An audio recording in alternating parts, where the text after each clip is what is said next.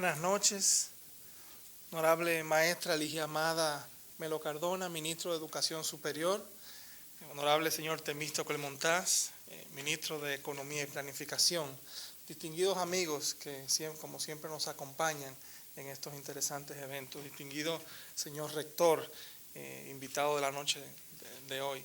En nombre de la Fundación Global Democracia y Desarrollo me complace mucho darles la bienvenida a esta conferencia magistral, la educación como motor del progreso y del desarrollo, a cargo del doctor Rafael Cortés Elvira, rector magnífico de la Universidad Camilo José Cela de España.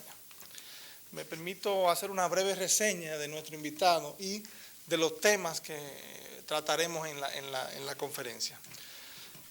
El doctor Rafael Cortés Elvira, nacido en Madrid, es doctor en Ciencias Químicas por la Universidad Complutense de Madrid y con cursos de Derecho en la Universidad Complutense de Madrid. Como experiencia académica, ha sido profesor titular de la Licenciatura de Ciencias Ambientales de la Universidad Politécnica de Madrid, profesor titular de Química en la Licenciatura de Informática de la Politécnica de Madrid, profesor titular del Departamento de Química, profesor adjunto interino y profesor encargado de cursos en la Universidad de Industriales, en la Escuela de Industriales de la Universidad Politécnica de Madrid.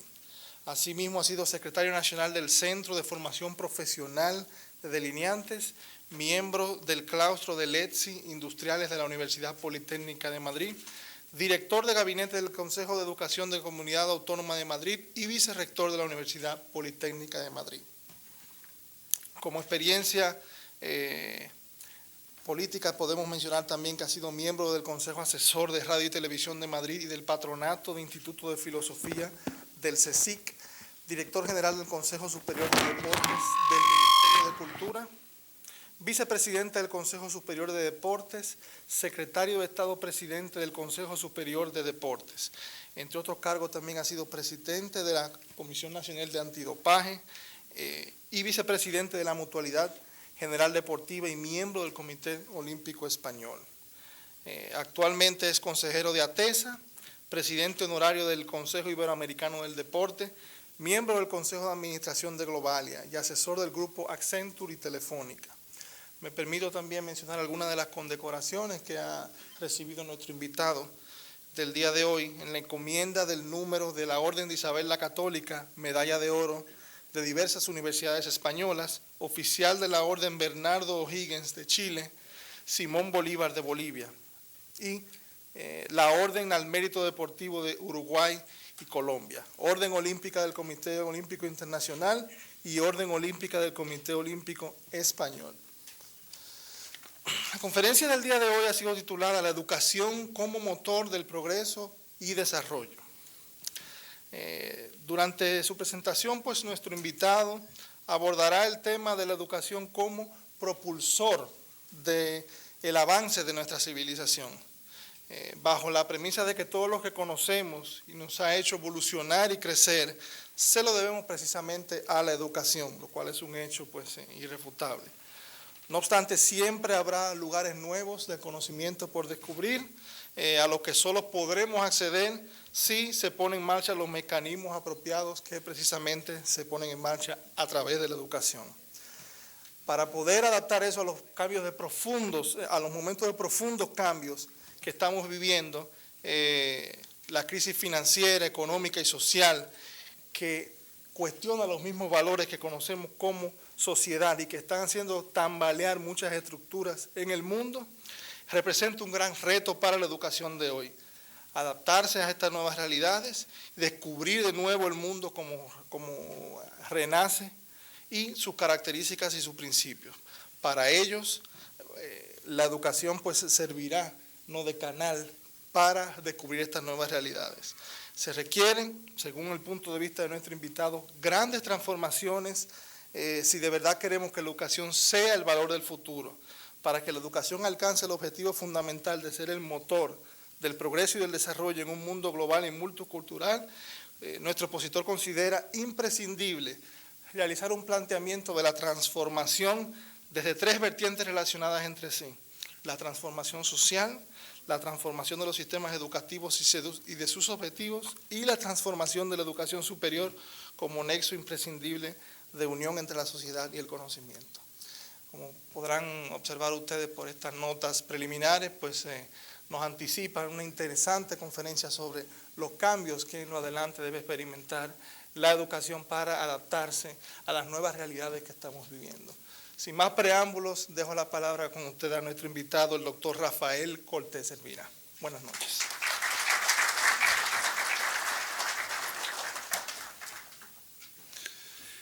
Gracias por tu presentación. A veces cuando oigo mi currículum pienso que todavía es corto, lo cual quiere decir que me siento joven para todavía engordarlo mucho más. Gracias, doña Ligia Amada. Gracias por estar aquí porque sé que ha hecho un enorme esfuerzo. Sé que tenía otro acto programado para esta hora. Por eso le agradezco todavía más su presencia. En cualquier caso le excuso porque sé que antes o después tendrá que irse a ese acto. Muchas gracias por estar aquí. Gracias, Temístocles Montás, mi amigo y mi gran vínculo con República Dominicana. Lo cuento siempre, pero debo contarlo también hoy. Éramos dos jóvenes que hacíamos nuestra tesis doctoral allí en Madrid, hace ya más de 30 años. Allí aprendimos a cambiar el mundo y pensábamos que era fácil y que teníamos capacidad y fuerza para cambiar el mundo. No es verdad, no es tan sencillo. ¿Verdad, ministro? No es tan sencillo. Gracias por tu presencia. No puedo dejar de nombrar a mi buen amigo y gran amigo y a su esposa, Alejandro González Pons, con los mismos nombres que un destacado militante del partido contrario al PSOE en España, González Pons. Y a pesar de eso, mi gran amigo. Muchas gracias por tu presencia y por tu ayuda permanente en este país. Gracias a todos los que hoy nos acompañáis, a Rafael González, viceministro, a Marco Herrera, director de Funglode. Muchas gracias, en primer lugar, por invitarme a este acto. Para mí venir a Dominicana siempre es un placer. Estar con todos ustedes es una satisfacción. Y poder dirigirme a un auditorio como este, muchos de cuyos presentes han sido alumnos de mi universidad, han estado en nuestra universidad. Y yo les recuerdo con mucho cariño. Espero que además haya sido una presencia interesante y razonable. Y espero además verles muy pronto. Gracias al esfuerzo dominicano colaboramos en la formación de otros muchos jóvenes de este país. Para nosotros es una satisfacción y para mí especialmente. Insisto, por los vínculos que me unen con República Dominicana. En mi currículum no está, por ejemplo, que soy consejero de un grupo turístico que es Lovalia. Es uno de los mayores inversores en este país. Y de hecho somos la compañía aérea que más vuelos tiene a esta isla. Que más vuelos, 15 vuelos semanales y por lo tanto que más turistas traemos a República Dominicana. La verdad es que yo tenía un texto escrito, como se hace siempre. Cuando uno viene a dar una conferencia, lo que hace es que escribe lo que quiere decir. Bueno, no me gusta y ni me ha gustado este texto. Yo creo que hay que ser mucho más espontáneo y mucho más en un lugar como este, donde lo que se espera es una reflexión. Lo que se espera es que pensemos en qué es el futuro, no en lo que yo les pueda decir en un acto académico. Este no es un acto académico. Este es un acto de reflexión y un acto en el que hay que decir lo que uno siente y lo que uno piensa. Y yo he venido aquí a decir lo que siento y lo que pienso. Miren, les voy a hablar de un país. Imagínense un país que de pronto encuentra un cierto progreso. Y cuando plantea por qué este progreso, de dónde nace el progreso, se da cuenta que nace de algunos hitos muy especiales. Nace de las remesas de los emigrantes que llegan al país, que es una fuente de crecimiento. Nace de que familias de poder adquisitivo medio quieren disfrutar sus playas.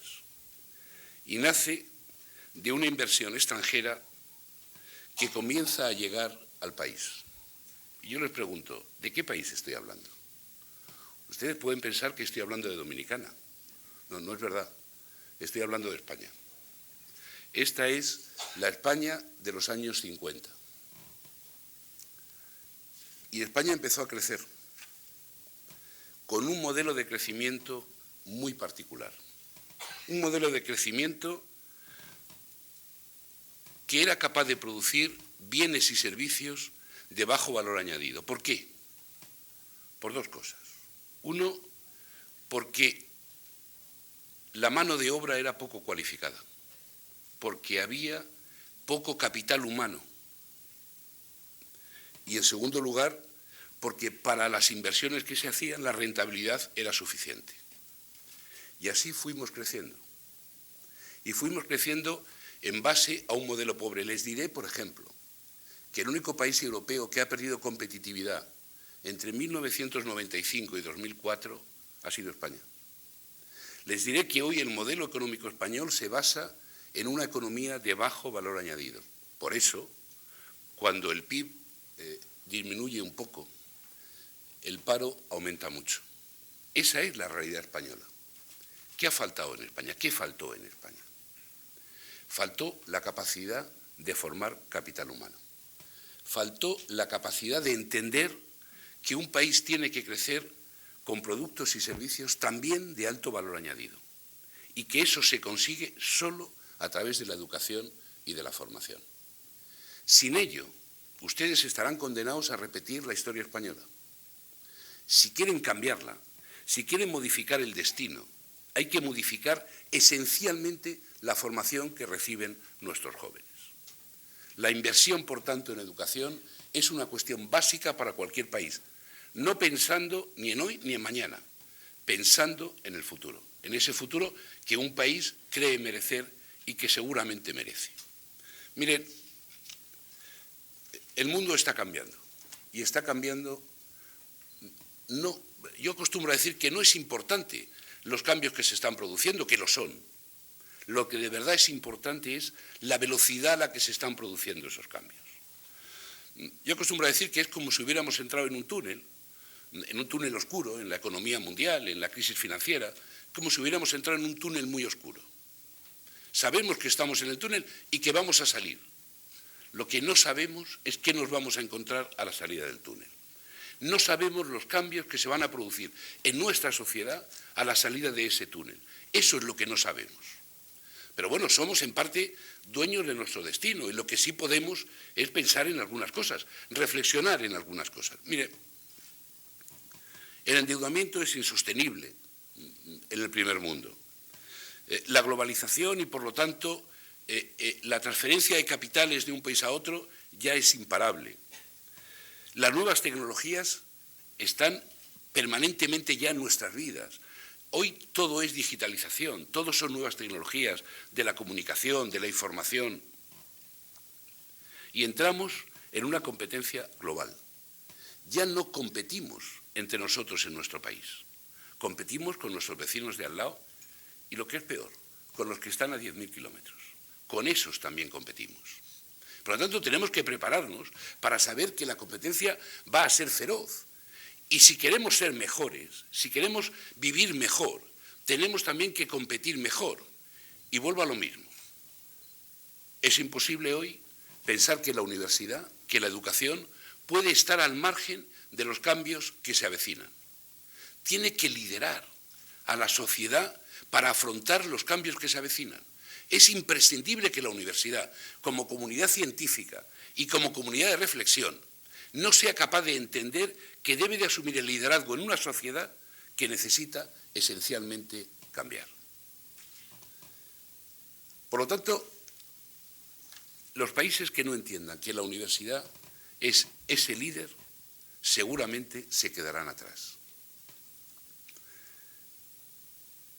Miren, nuestros jóvenes, muchos de nuestros jóvenes, hoy tienen todo a un golpe de clic.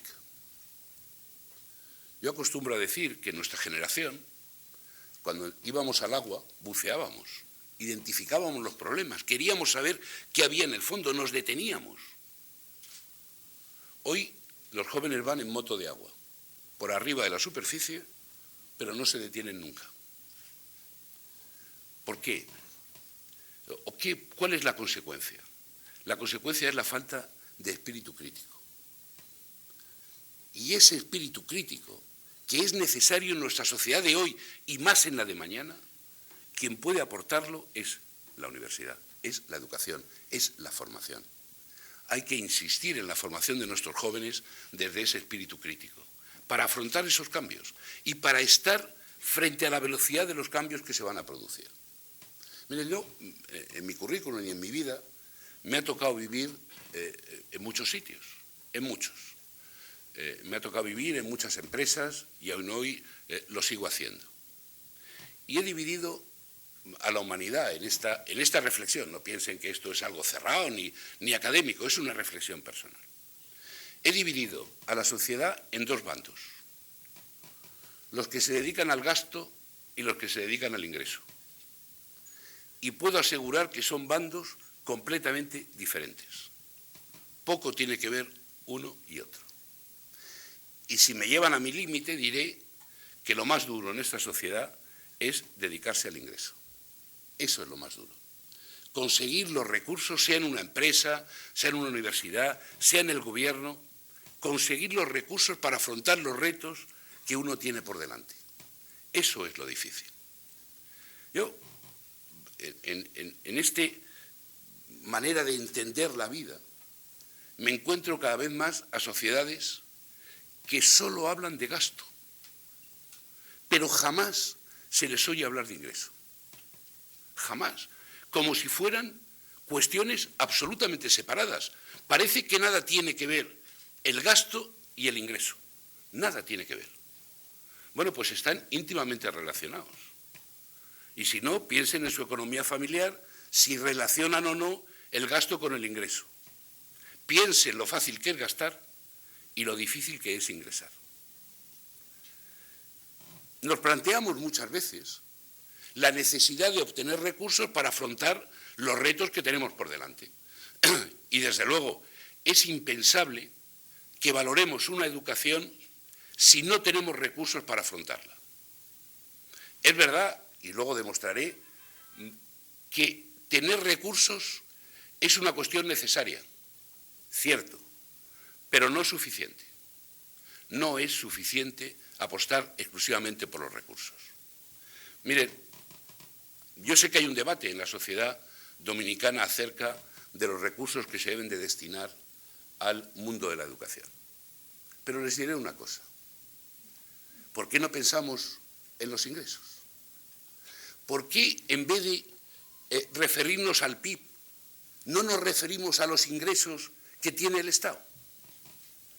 Los ingresos derivan siempre del mismo lugar, de los ciudadanos, que son los que aportan los recursos para que el Estado funcione. Miren, si pensamos en la presión fiscal que tiene República Dominicana, el Estado está haciendo un esfuerzo muy importante en materia educativa. Porque si la presión fiscal en República Dominicana está en torno del 15%, del 12,8, 13,2, y en la OCDE está en torno al 40%, cabe pensar que si República Dominicana tuviera la misma presión fiscal que la OCDE, estaría destinando a la educación el 7,2% del PIB. No hay ningún país que llegue a esa inversión en educación. Como la presión fiscal, es decir, los ingresos que tiene el Estado en relación con el PIB, es un tercio menor que lo que tienen los países a los que siempre nos queremos mirar, nos encontramos que el 2,4 es, en cifra absoluta, poco importante en relación con otros países, en cifra relativa de lo que los países ingresan y se gastan en educación, en esas cifras relativas es muy importante. Y sobre todo porque el camino que se ha hecho es un camino largo y costoso. Porque decimos, pongamos más en educación y pongamos más en sanidad y pongamos más en infraestructura. Bueno, está bien si todos participamos de esa posición, ¿cómo no? Todos queremos más dinero para los servicios públicos. Y ese debate lo veo continuamente. Pero no veo a nadie debatir ¿y de dónde sale el dinero? A nadie, no veo a nadie preguntarse de dónde sale el dinero. Y cuando uno afronta y dice, no, para dedicar más recursos a los servicios públicos hay que aumentar el ingreso y por lo tanto la presión fiscal. No, hasta ahí hemos llegado. La presión fiscal no la toquemos. no incrementemos la aportación del Estado, al Estado de los ciudadanos. No lo toquemos. Pues diré una cosa además. Miren, les diré que el país con menor nivel de corrupción en el mundo son los países nórdicos. Y curiosamente coincide con los países de mayor presión fiscal. Como ciudadano, yo en mi país debo decirles que he hecho la declaración de la renta el día antes de venirme. He pagado exactamente el 45% de mis ingresos. Y además lo hago con un aspecto clave que es solidaridad, porque es la manera de transferir los recursos de los que más tienen a los que menos tienen. Eso es solidaridad. ¿Me gusta pagar? No. Pago, evidentemente que sí, y además procuro no hacer ni una sola trampa. Pues miren ustedes, debo decirles que hay una cierta relación en una sociedad que tiene poca presión fiscal, que los ciudadanos pagan poco, tiene relación con una sociedad que tiene un alto nivel de corrupción. Y si ustedes ponen a un lado la tabla de presión fiscal en el mundo y de corrupción en el mundo, se darán cuenta que existe una relación. ¿Por qué? Pues porque si no pago, ¿qué más me da lo que hagan con mi dinero? Cuando pagas, cuando de verdad te duele el bolsillo y tienes que hacer grandes aportaciones económicas, claro que te preocupa de que tu dinero se maneje bien y acabe donde tiene que estar. Claro que sí. Por lo tanto, yo debo decir que estoy sorprendido del debate. Creo sinceramente que este país hace un esfuerzo en apostar por la educación muy por encima de lo que le correspondería con sus ingresos fiscales, y que me gustaría que en ese debate también se estableciera no solo lo que hay que gastar, sino también de dónde hay que ingresar. Insisto, 7,2. Piensen ustedes que un país como Australia dedica el 4,1% del PIB, que Japón dedica el 3,5% del PIB en educación, o que Grecia destina el 3,7% del PIB en educación, con presiones fiscales infinitamente más altas que las que se vive en Dominicana. ¿Y por qué la universidad está ajena a este debate? ¿Por qué la universidad no toma parte de un debate que es necesario en una sociedad? Porque no es posible aumentar los ingresos fiscales de manera exagerada desde una posición partidaria. La aportación fiscal tiene que ser colectiva y tiene que encontrarse un punto de encuentro con la sociedad. ¿Y por qué la universidad no juega el debate de plantearse los recursos necesarios, un acuerdo global y ver las posibilidades o no de elevar esa presión fiscal y en qué términos se puede elevar la presión fiscal? La universidad no puede estar ajena a esto porque todos coincidimos en una cosa, y es que los recursos son necesarios. Necesitamos recursos para mejorar la calidad educativa en las primeras etapas y, por supuesto, en la universidad.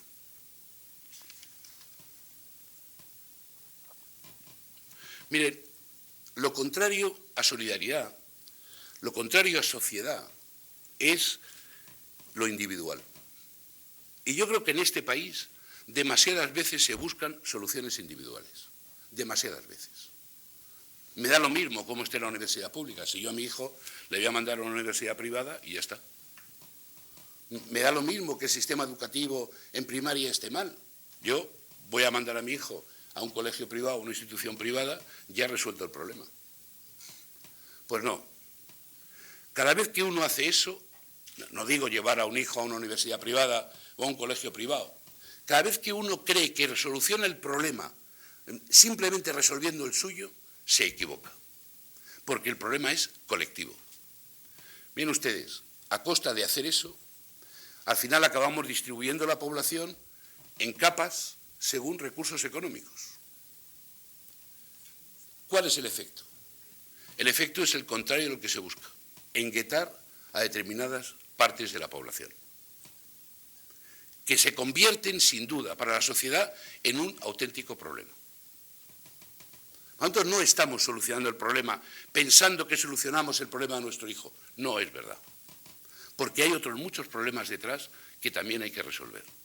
Y porque en el fondo lo que significa es, si todos los ricos se van a colegios de ricos, los que menos tienen acabarán en los mismos colegios porque los recursos serán menores. Y en eso debo decir que debe haber una reflexión desde el punto de vista social. Miren,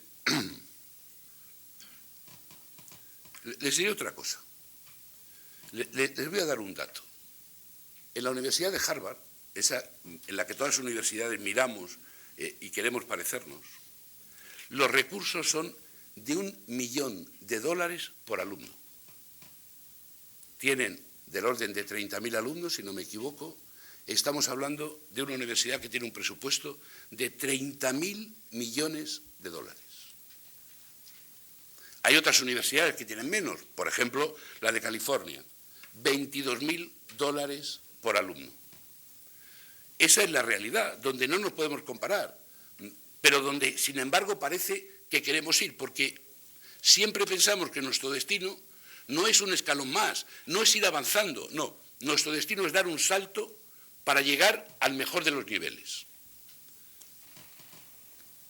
Imagínense que en República Dominicana queremos elevar el nivel de los estudiantes, perdón, de las universidades, queremos elevar el nivel $1.000 por alumno.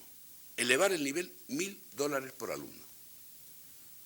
Sepan ustedes que estos son 400 millones de dólares. 400 millones de dólares para elevar el nivel, un salto de $1.000 por alumno. Bueno, esto es lo que llamamos café con leche, y café con leche para todos. Y yo les quiero poner un ejemplo de mi etapa en la que era secretario de Estado para el Deporte. Abordábamos la preparación de nuestros deportistas para los Juegos de Barcelona. Y los recursos que teníamos, casualidades de la vida, eran limitados. Teníamos recursos limitados. Durante muchos años, en España, se trabajó repartiendo los recursos que se tenían entre el conjunto de deportistas que había. Resultado, el deporte español no era excesivamente brillante. Optamos por otro camino, que es seleccionar a los mejores deportistas. Y sobre ellos, aplicamos importantes recursos. Les dimos las mejores condiciones, los mejores entrenadores, las mejores instalaciones deportivas, el mejor control médico, la participación en todas las competiciones. Y el resultado fueron 22 medallas en Barcelona. Pero eso sí, eliminamos el café con leche para todos, con un buen conflicto social, porque esto a veces no se entiende. Permítame que utilice este ejemplo para decirles que en este país es necesario focalizar las áreas de desarrollo. Y es necesario hacer un esfuerzo de excelencia sobre determinadas áreas de desarrollo. Porque lo otro que podemos hacer es elevar un poco el nivel de cada uno de los alumnos que hay en este país. Pero si queremos ser motor de cambio, tenemos que encontrar áreas de excelencia. Áreas donde se pueda invertir, es verdad, pero donde pueda salir una investigación, una innovación que sea trasladable a la sociedad, que haya transferencia de conocimiento de la universidad a la sociedad. ¿En qué áreas? No seré yo quien las defina. Pero es muy fácil detectar algunas de ellas. ¿Cómo no podríamos tener centros de excelencia en turismo si este país tiene una importantísima industria turística? Y no digo con ello que haya que quitarle a nadie nada. Digo con ello que cuando pensemos en incrementar el esfuerzo en educación, pensemos que ese incremento no puede ser lineal, que ese incremento tiene que ir a las mejores prácticas de excelencia, allí donde sea más rentable para el país, allí donde sea mejor para la sociedad. Podemos pensar en la industria agroalimentaria o podemos pensar en el desarrollo digital. Es igual, es un debate que hay que hacer y que la universidad tiene que hacer. Tiene que construir el debate de dónde es necesario invertir para mejorar las condiciones de vida, para aumentar la competitividad, en definitiva, para tener más recursos que a su vez posibiliten mejorar las condiciones de formación del resto de ciudadanos. Esa es mi visión. Por lo tanto, estaría bien definir cuáles son los objetivos, definir dónde hay que hacer inversión, definir dónde se puede mejorar y buscar la excelencia. Y si uno busca la excelencia en todo, puedo asegurar que no será excelente en nada. Uno tiene que buscar la excelencia, insisto, donde sea más rentable para la sociedad en la que está. Y eso, de verdad, es una responsabilidad de la universidad y de los que están y de los que hacen universidad.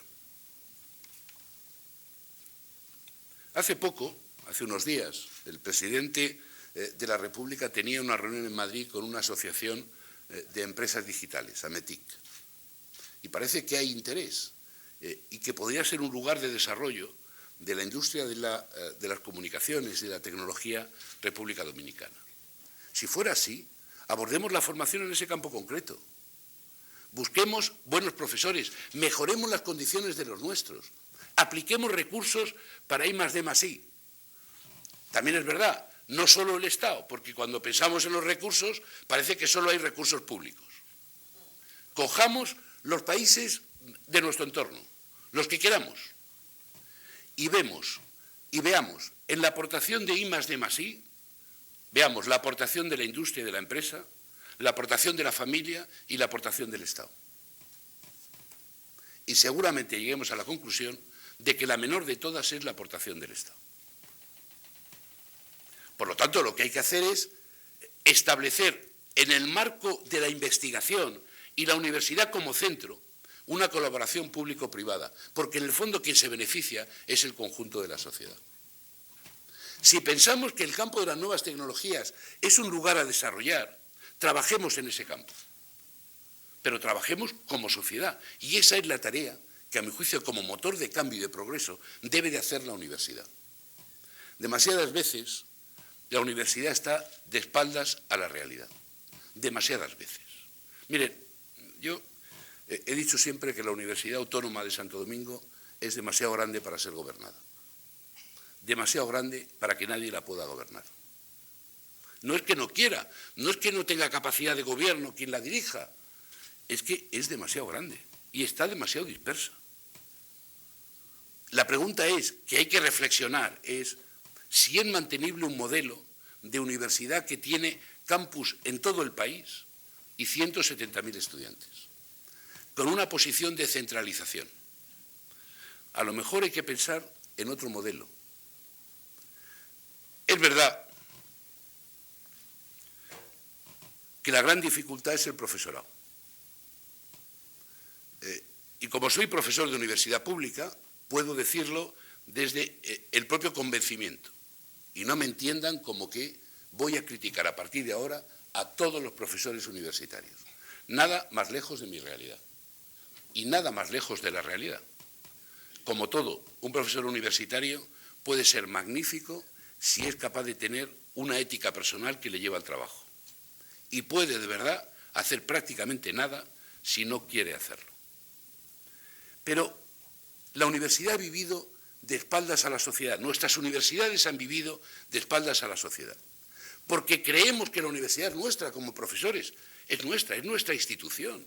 Somos nosotros los que la tenemos que gobernar y dirigir. Y somos nosotros los que tenemos que decidir qué hacer con la universidad. No es verdad, no es verdad, no es verdad. La universidad pública la financian todos los ciudadanos. Y es obligación del que recibe fondos de los ciudadanos hacer las mejores cosas para que la universidad funcione.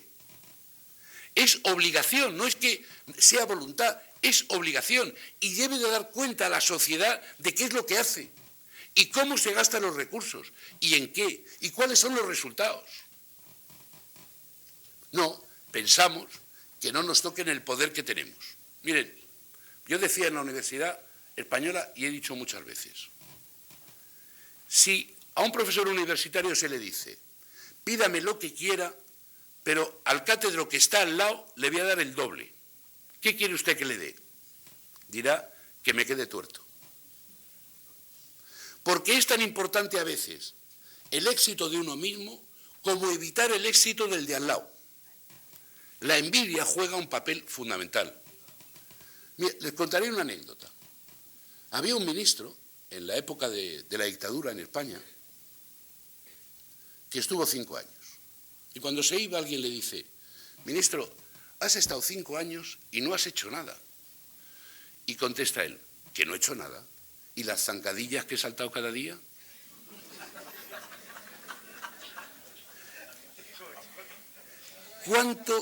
¿Cuánto esfuerzo estéril y baldío se produce cada día en saltar zancadillas? ¿Cuánto? Pero la sociedad, permitidme que os diga, la sociedad ya no está para eso. No es un juego de broma lo que está pasando en el mundo. No es una broma. No es una crisis de la que vayamos a salir de manera inmediata simplemente por el crecimiento. No, no vamos a salir porque volvamos a crecer. Miren, desde el año 2000, y digo algo que posiblemente pudiera ser corregido, porque tengo además delante al ministro de Economía, ¿no? Nosotros hemos vivido desde el año 2000 de una economía de baja productividad, de bajo valor añadido y del crédito, como si los créditos no hubiera que pagarlos. Claro, se vendían 800.000 casas al año, porque había crédito para comprarlas, y se cambiaba de coche cada año y medio. ¿Qué más daba si había crédito? Es verdad que a veces pensamos que el crédito no hay que devolverlo, y todos sabemos, de luego a nivel individual, que los créditos se devuelven. Y si los créditos se devuelven por parte de los ciudadanos, también por parte de los estados hay que devolverlos. Eso no volverá. Eso no volverá. Por lo tanto, un crecimiento basado en el consumo, en un crédito fácil, no volverá. Eso es lo que nos hace afrontar el horizonte del futuro de una manera distinta y exigir a nuestras instituciones que por una vez dejen de mirarse el ombligo y miren a la sociedad. Miren a la sociedad en la que deben de estar. Y se vean además con la responsabilidad de colaborar en esa sociedad. No solamente de pensar que son suyas las instituciones. Miren, vivimos ahora un tiempo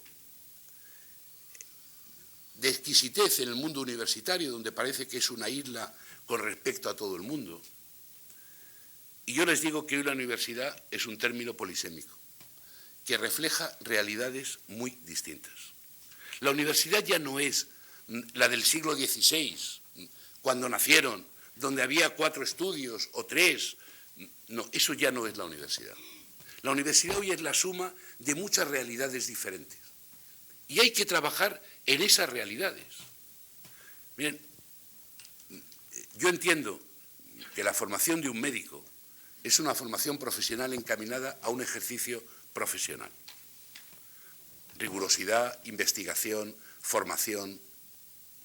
Pero ¿qué tiene que ver la formación de un joven que quiere ser médico con la formación de un joven que quiere ser director de hotel? No tiene nada que ver. No estamos formando a un director de hotel para que investigue y haga trabajos de investigación cada mes. Le estamos preparando para un mundo laboral, para que se ponga a trabajar y lo haga con eficiencia y efectividad. No tiene nada que ver, son realidades completamente diferentes. Y tenemos que abordarlas, además, de manera diferente. Por eso, cuando hablamos de los rankings, estos que están tan en boga y que nosotros vivimos en nuestro país, claro, estamos comparando realidades radicalmente distintas. Yo diría, miren, para hacer un ranking hay que utilizar un viejo refrán castellano. Sumemos peras con peras y manzanas con manzanas. ¿Cómo puedo entrar yo en un ranking de mi universidad donde tengo unos recursos en torno de 5.000 euros, bueno, pues 6.000 dólares alumno? ¿Cómo puedo competir con una universidad que tiene $1.000.000 por alumno? ¿Cómo?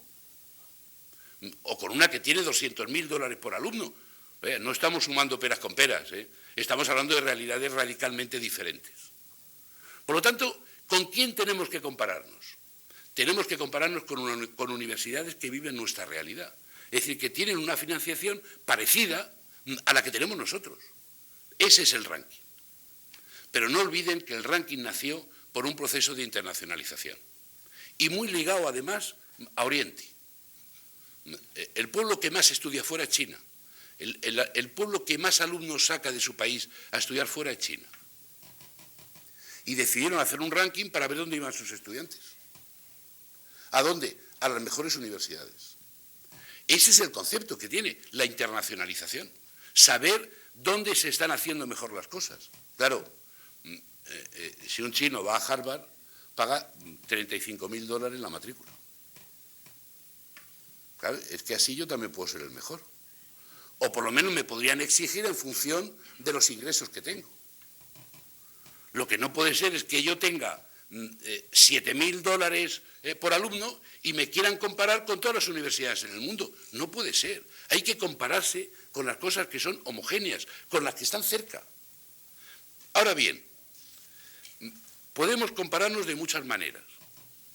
Número de alumnos con profesor, y es evidente que es una manera de entender que las universidades mejoran si el número de profesores frente a un alumno es grande. El número de doctores. No podemos tener una universidad que queramos que sea investigadora, que colabore con la sociedad, si no formamos doctores. Es imprescindible, porque es lo que alcanza la suficiencia investigadora y es una manera, además, de decir que estamos haciendo una universidad de calidad. Cuando yo digo que hay que poner recursos en diversas acciones, una de las que yo determinaría sin duda es la formación de doctores. Pero miren, una universidad que es crítica consigo mismo debe de permitirse que se audite por gente externa, que conozcamos lo que se está haciendo en la universidad. El número de publicaciones que hace una universidad, por ejemplo, hay que auditarlo de manera externa. El número de patentes, que en el fondo es la transferencia de la investigación a la sociedad. Bueno, ¿por qué entonces, para saber dónde estamos, no auditamos a las universidades? Miren, eso es lo que ha pasado en España en el proceso de Bolonia. Yo hoy tengo auditorías externas de manera permanente. Y además he participado en todos los programas piloto de auditorías externas, porque no tengo nada que esconder, porque quiero ser auditado, porque quiero que me digan si las cosas las hago bien o las hago mal. No, a veces lo que decimos es, queremos más recursos, pero que no nos digan cómo lo hacemos. Es nuestra decisión, porque tenemos libertad de cátedra. No es verdad. Mientras los recursos no sean suyos y no sean los que provienen de los recursos de los estudiantes, sino que provengan de todos los ciudadanos, usted tiene que dejarse auditar. Mire, pensemos en la financiación de una universidad. Nosotros, en nuestros países, y digo nuestros países porque pasa igual aquí y en España, pensamos que la universidad tiene que ser gratis, porque es un gasto. A ver, comparémonos en los rankings con las universidades del entorno y veamos cuál es la parte de financiación pública y de financiación privada de las universidades. Miren, en Estados Unidos, un alumno que pertenece a una familia cuya renta anual está por debajo de $20.000 recibe el 125% del coste de su carrera. Los alumnos que tienen un nivel de renta por encima de $50.000 reciben solo el 60% de la financiación de su carrera. ¿Por qué? ¿No queremos una universidad mejor? ¿No queremos una universidad que funcione? ¿Y el esfuerzo que hacemos como ciudadanos cuál es? Ninguno. Ninguno. Nosotros queremos que todo sea mejor, pero no hacemos esfuerzo. Es necesario comprobar que efectivamente la universidad no está de espaldas a la sociedad. Por ejemplo, díganme cuántos contratos de investigación tiene la universidad con las empresas.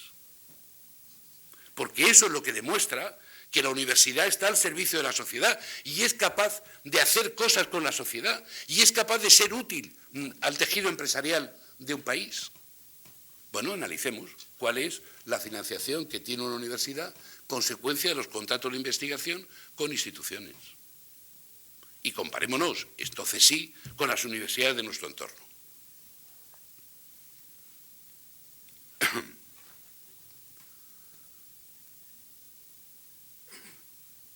La que podríamos estar hablando de 20.000 cosas, pero luego me dirán ustedes que soy un pesado y que estoy tardando mucho. Por último, les hablaré de algunos aspectos que son fundamentales en la nueva sociedad y, desde luego, en la nueva universidad. La calidad en las universidades es una cuestión básica y para eso hay que ir a evaluaciones externas, no de pares de la propia universidad, no de profesores de la propia universidad, evaluaciones externas, porque es la única manera que tendremos de saber dónde estamos y si efectivamente los recursos públicos en la mejora y en la evaluación continua sirven para algo o no, si los egresados están formados o no. Mire, tenemos que hablar de investigación. Hoy el mundo se va a mover por la innovación y por las ideas. Si la universidad no es generadora de innovación e ideas, casi hay que cerrarla. Por lo menos desde el punto de vista de investigación. Innovación e ideas es necesario en el futuro. Es verdad que será necesario financiarlo, sin duda, pero también será necesario buscar recursos en ese camino. Hay que cambiar el diseño curricular de nuestras carreras y la metodología de formación. Acostumbro a decir, en España como aquí, los jóvenes están todo el día con los aparatos. Están todo el día con los aparatos, dándole vueltas, no sé qué, es una cosa. No leen nunca las instrucciones porque no saben leer todavía. No saben leer, no leen instrucciones, pero sí están todo el día con la maquinita, ¿no? Lo que yo llamo la generación de los pulgares. Se le van a poner así de largos. Y lo que hacemos es, le llevamos al colegio. Y yo digo, les metemos en el túnel del tiempo. Le llevamos al aula y allí nos encontramos a un profesor en una pizarra que nos suelta un rollo. Y el alumno no entiende nada, no sabe qué está pasando. Si eso ya es del siglo pasado, no atiende, se desmotiva, se va. Hasta que llega la hora de la campana y de salir. Le metemos otra vez en el túnel del tiempo y vuelve a su realidad. ¿Y esto qué es? Esto en buena parte es la formación del profesorado. Esto es el profesorado. Yo diría que en esas islas de excelencia que hay que buscar, en dónde hay que emplear recursos, sin duda diría que en la formación del profesorado. Creo que es una cuestión básica formar a nuestros profesores. Miren, formamos a un médico 6 años y cuando termina la carrera coge un bisturí y todo el mundo le da en la mano y dice, quieto, ¿dónde vas? Necesita 4 años más de formación para conocer la realidad de su profesión. Y en nuestros países cogemos a un señor que ha terminado la carrera y le decimos, venga, a bregar con niños. Si es que no sé lo que hacer. Es igual, a bregar con niños. El desastre está garantizado. Es decir, ¿será necesario que a nuestros profesores les enseñemos a cómo bregar con niños? Bueno, pues yo creo que en los recursos que hay que ponerlos en la formación del profesorado. Hay que preparar a nuestros profesores para que sepan enseñar a los niños. Miren,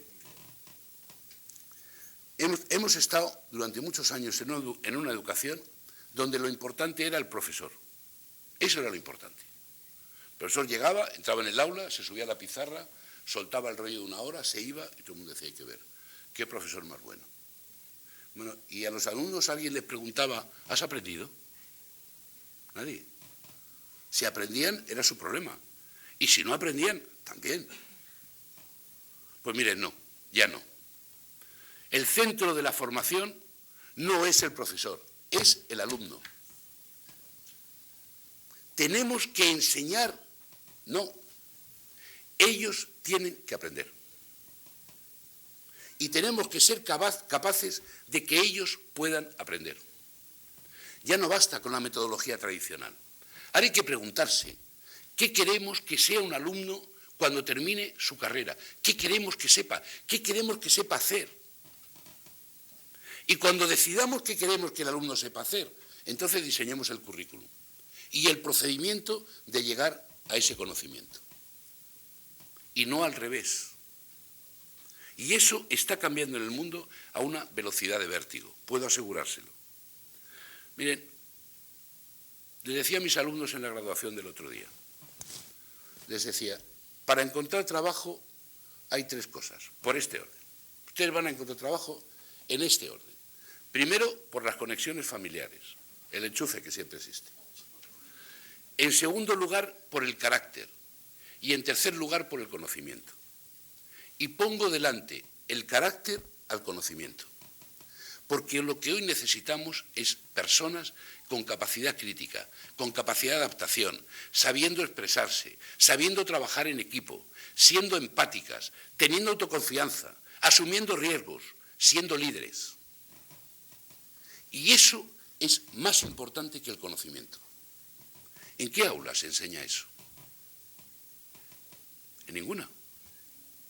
Pero si eso es más importante que el conocimiento, ¿por qué no somos capaces también de enseñar un conjunto de cosas que nuestros jóvenes van a necesitar sin ninguna duda? Les digo a mis alumnos, miren, pueden terminar la carrera, si no saben inglés, son analfabetos. Se lo crean o no se lo crean, da igual. Un joven que termina la carrera sin saber inglés, al menos inglés, es un analfabeto. Pero eso lo tenemos que decir a nuestros jóvenes, si son ellos los que nos tienen que sacar del atolladero. Si esta sociedad va a ser de ellos y en ellos va a estar la responsabilidad de volver a tener una sociedad diferente. Pero ¿por qué no hacemos lo que tenemos que hacer? ¿Por qué no reflexionamos sobre lo que es importante hoy? ¿Por qué seguimos haciendo año tras año lo mismo? Cojan ustedes a un profesor hoy y vean hace 10 años. En términos generales es lo mismo. Y eso no es una cuestión de recursos, ¿saben ustedes? No lo es. Es una cuestión de ética personal. Y creo que la ética personal en la enseñanza cuenta. Siempre tendemos a echarle la culpa a los demás. No, miren ustedes, somos en muchos casos nosotros los culpables de lo que estamos haciendo.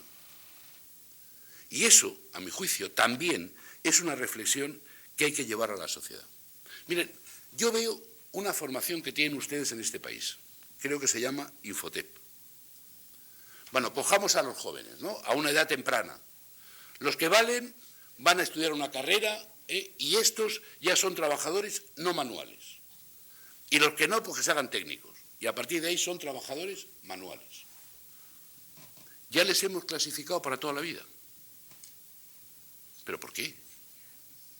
¿Cómo es posible que no haya una pasarela entre una formación técnica y la propia universidad? ¿Cómo es posible? ¿Pero por qué no? Existe en todo el mundo. Nosotros tenemos una formación profesional. El chico que acaba el grado superior de formación profesional puede entrar en una carrera en la universidad y además se le convalidan 90 créditos de los 240 que toman parte en la carrera. Hablamos, naturalmente, de titulaciones relacionadas con sus estudios de formación profesional.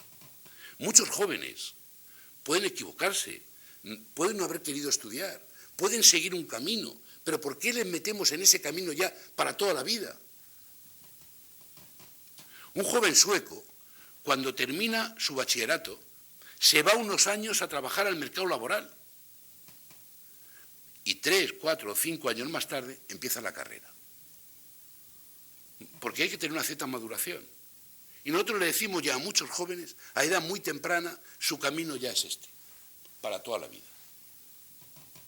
Pues yo creo que hay que facilitar esas pasarelas y que hay que plantearse una formación técnica en relación con el mundo de la universidad. En definitiva, es verdad que la universidad es un motor de cambio de nuestras sociedades, es cierto, pero sobre todo cuando es capaz de formar ciudadanos que sean críticos, éticos, respetuosos y líderes. Esa es la auténtica misión de la universidad.